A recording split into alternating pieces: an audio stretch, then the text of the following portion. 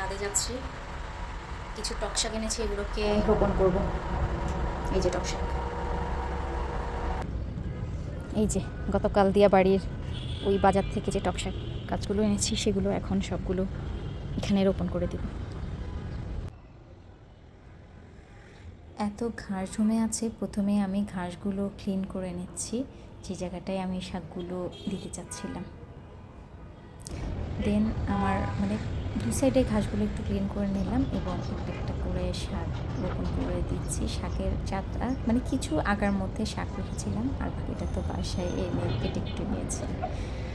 আর এই তো রোপণ করাও শেষ আমার।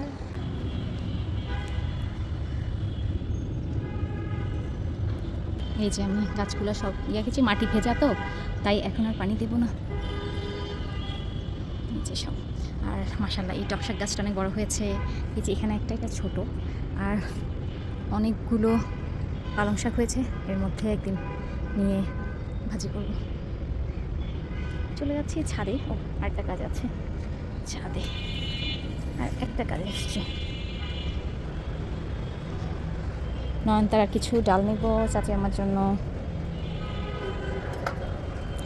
আপনারা কি জানেন নয়নতারা ডাল লাগালেই নয়নতারা গাছই হয়ে যায়?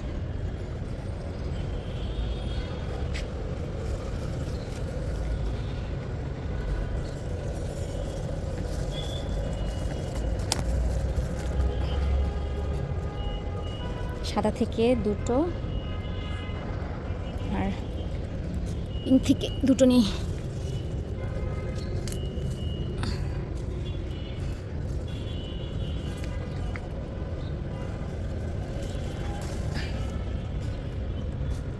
আর পুদিনার ওদিন কটা নিয়েছি, আজকে কটা নিয়ে দিই।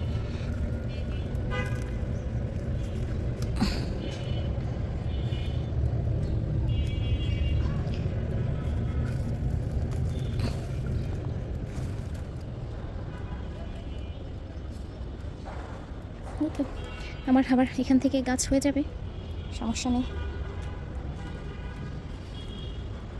অনেক ফুল এসছে ধুন্দুলে, কিন্তু ফল কয়টা হবে কে জানে।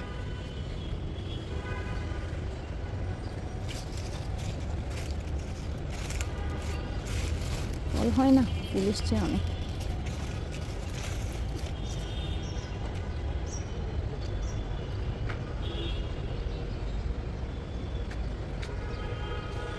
এই তো এখন এগুলো নিয়ে চলে যাবো ছাদ থেকে।